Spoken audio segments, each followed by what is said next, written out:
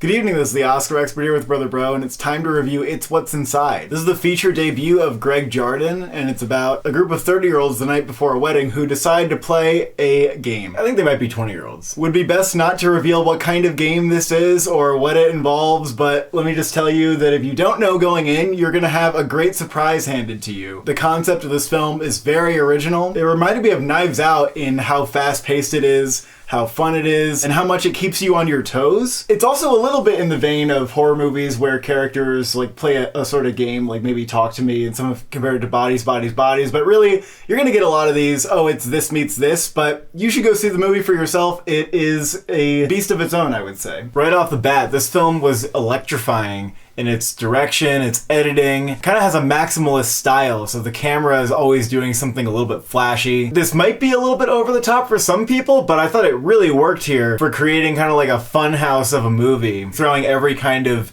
editing or cinematography technique at the wall, and also relying heavily on like classical music and really heavy music cues to cut. I think it's a great way to bring in a vast audience into a film and show them that they're getting something new and keep them on the edge of their toes. The movie starts out in more familiar territory. It's kind of like a mansion in the woods, if you will. But once the central premise kicks in, once they play this game that I'm not going to explain, and I think you should avoid trailers in an abundance of caution to not spoil for yourself, this movie reveals that it is a thing of its own, and I have never seen this kind of premise explored in a movie, and it's one where I was like, oh, that's so brilliant that I'm surprised that I haven't seen this done in this way before. It immediately just made me excited for everything that was about to come. And the rest of the movie was just a wild ride that I thoroughly enjoyed. And I was extremely excited for people to go see this in a theater. Seeing this in a crowd was super important, but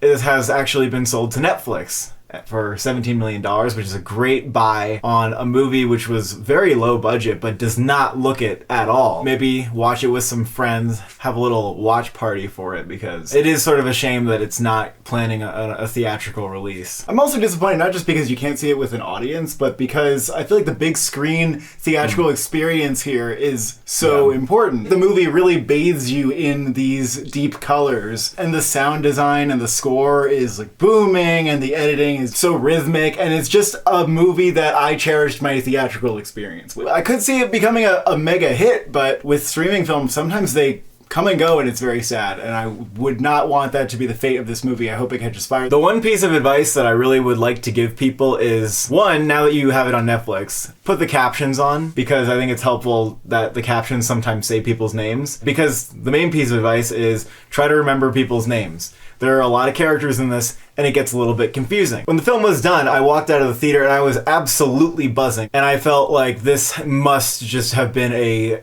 hit for every audience member, but I did hear people talking after the screening saying that they have found it a hard film to follow and that they kind of checked out of it. And I think that's sad. But it does threaten to lose people with how fast-paced it is, and just the fact that it really does rely heavily on you memorizing names and putting names to faces. And other than that, I would try to not expect too much and not know what you're getting in for, and just have a fun ride with this roller coaster of a film. I do agree that this movie does threaten to become a little confusing, but it makes a lot of effort to try to keep you on board that I appreciated, and it did it very creatively. I also had a great time trying to keep up with this movie too. I do actually think that this movie deserves a lot of credit for how it balances character arcs, and I think it does check in with the central relationship of the movie really well. I think it hits some themes about social media and secrets that people keep to themselves. So I think this movie really fires on a lot of levels. I also thought that the cast was great here. All the characters were charismatic and distinguishable. If I had to nitpick, I'm not always a fan of films where the characters come across as people that you think are kind of idiots. They feel like they're kind of targets that the writer is painting, so we can sort of caricature certain people that we might see online and think, oh yeah, this character is sort of dumb because they have this